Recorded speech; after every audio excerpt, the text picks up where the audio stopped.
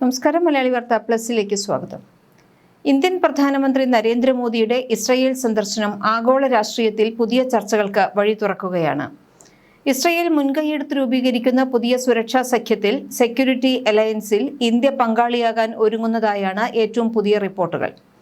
പശ്ചിമേഷ്യയിലെയും ഏഷ്യയിലെയും സുരക്ഷാ സമവാക്യങ്ങളെ അടിമുടി മാറ്റാൻ ഈ സഖ്യത്തിന് സാധിക്കുമെന്നാണ് വിലയിരുത്തപ്പെടുന്നത്. ഇസ്രയേലിന്റെ നേതൃത്വത്തിൽ രൂപീകൃതമാകുന്ന ഈ സുരക്ഷാ സഖ്യത്തിൽ ഇന്ത്യയെ കൂടാതെ ചില പ്രമുഖ അറബ് രാജ്യങ്ങളെയും ഉൾപ്പെടുത്തുമെന്നതാണ് ഏറ്റവും വലിയ പ്രത്യേകത. ഇസ്ലാമിക മതമൗലികവാദത്തെയും തീവ്രവാദത്തെയും സംയുക്തമായി പ്രതിരോധിക്കുക എന്നതാണ് ഈ കൂട്ടായ്മയുടെ പ്രധാന ലക്ഷ്യം. പശ്ചിമേഷ്യയിൽ വർദ്ധിച്ചുവരുന്ന സംഘർഷങ്ങൾക്കിടയിൽ ഇന്ത്യയും ഇസ്രയേലും കൈകോർക്കുന്നത് ഇരു രാജ്യങ്ങളുടെയും തന്ത്രപരമായ വിജയമായാണ് കണക്കാക്കപ്പെടുന്നത്. പ്രതിരോധ രംഗത്തെ വമ്പൻ കുതിപ്പ്, സൈനിക സാങ്കേതിക വിദ്യകൾ പരസ്പരം പങ്കുവയ്ക്കുന്ന കാര്യത്തിൽ ഇരു രാജ്യങ്ങളും തമ്മിൽ ധാരണയിലെത്തും. ലോക പ്രശസ്തമായ ഇസ്രയേലിന്റെ അയേൺ ഡോം മിസൈൽ പ്രതിരോധ സംവിധാനം അടക്കമുള്ള സാങ്കേതിക വിദ്യകൾ ഇന്ത്യക്ക് ലഭ്യമായേക്കുമെന്നും സൂചനയുണ്ട്. സൈനിക ആവശ്യങ്ങൾക്കപ്പുറം വ്യാപാരം, കൃഷി, സാങ്കേതിക വിദ്യ എന്നീ മേഖലകളിലും വലിയ നിക്ഷേപങ്ങൾ ഈ സന്ദർശനത്തിലൂടെ പ്രതീക്ഷിക്കുന്നു. പ്രതിരോധം, സാങ്കേതികവിദ്യ, വ്യാപാരം എന്നീ മേഖലകളിലെ ബന്ധം ശക്തിപ്പെടുത്താൻ ഇരു രാജ്യങ്ങളും ശ്രമിക്കുന്നതിനിടയിലാണ് ഈ സന്ദർശനം. സന്ദർശനത്തിനിടെ ഇസ്രയേൽ പാർലമെന്റായ നെസേറ്റിനെ മോദി അഭിസംബോധന ചെയ്യും.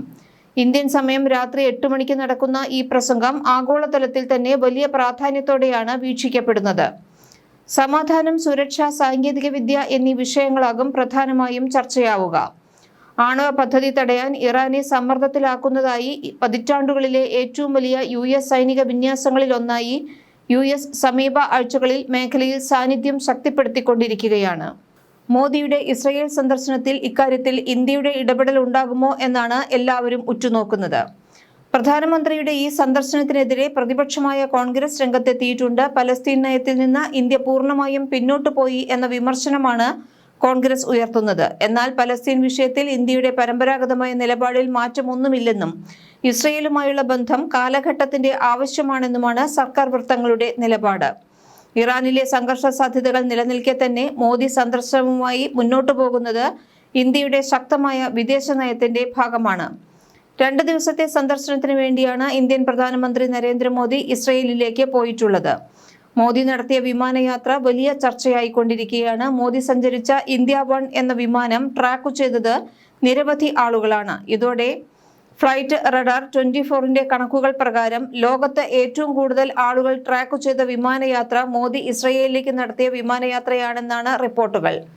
ഫെബ്രുവരി 25 വ്യാഴാഴ്ച രാവിലെ ദില്ലിയിൽ നിന്ന് പുറപ്പെട്ട എയർ ഇന്ത്യ-1 വിമാനം പാകിസ്ഥാന്റെയും ഇറാന്റെയും വ്യോമപാത ഒഴിവാക്കി പ്രത്യേക റൂട്ടിലൂടെയാണ് സഞ്ചരിച്ചത്. ഗുജറാത്തിന് മുകളിലൂടെ അറേബ്യൻ കടലിലേക്ക് ഇറങ്ങി ഒമാൻ, സൗദി അറേബ്യ, ജോർദാൻ എന്നിവയുടെ വ്യോമപാതകളിലൂടെ കടന്ന് ടെൽ അവീവിലെ ബെൻ ഗൂരിയോൺ അന്താരാഷ്ട്ര വിമാനത്താവളത്തിൽ ഇറങ്ങിയായിരുന്നു യാത്ര അവസാനിച്ചത്.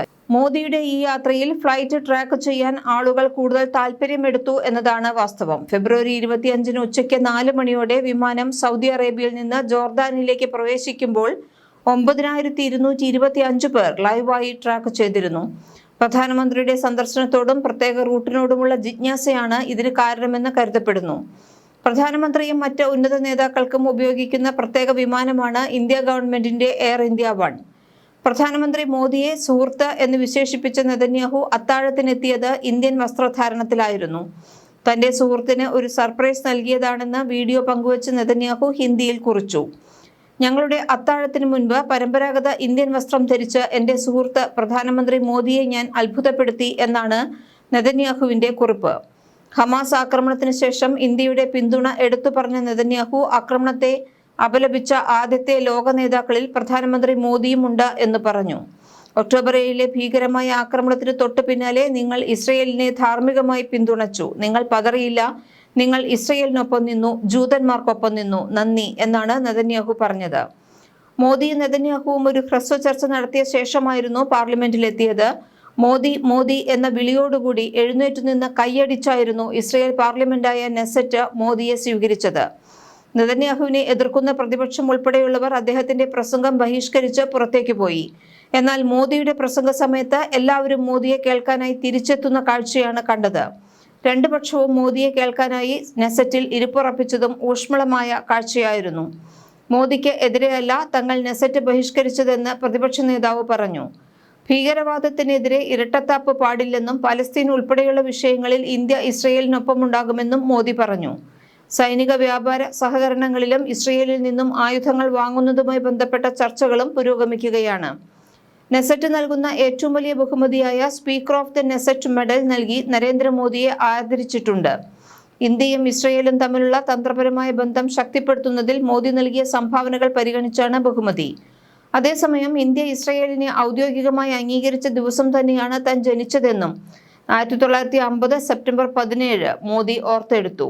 എന്നും ആകർഷണം തോന്നുന്ന മണ്ണാണ് ഇസ്രയേലിൻ്റേതെന്നും വീണ്ടും എത്തിയതിൽ സന്തോഷമെന്നും മോദി പറഞ്ഞു. ഭീകരവാദം എവിടെയുണ്ടായാലും അത് സമാധാനത്തിന് ഭീഷണിയാണെന്നും ആഗോളതലത്തിൽ ഏകോപിച്ചുള്ള പ്രവർത്തനം അനിവാര്യമാണെന്നും മോദി ആഹ്വാനം ചെയ്തു.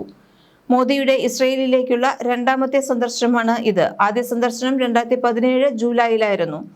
ഇസ്രയേൽ പ്രധാനമന്ത്രി ബെഞ്ചമിൻ നെതന്യാഹുവുമായി മോദി സ്വകാര്യ കൂടിക്കാഴ്ച നടത്തും. ഇസ്രയേൽ പാർലമെന്റിനെ അഭിസംബോധന ചെയ്യുകയും ചെയ്യും. പ്രതിരോധ മേഖലയിൽ ഡ്രോണുകൾ, ആന്റി ബാലിസ്റ്റിക് മിസൈൽ സംവിധാനങ്ങൾ തുടങ്ങിയ കരാറുകൾ ചർച്ച ചെയ്യപ്പെടുമെന്നും റിപ്പോർട്ടുകളുണ്ട്. മലയാളി വാർത്ത പ്ലസ്. മലയാളി വാർത്ത plus. Like, share and subscribe.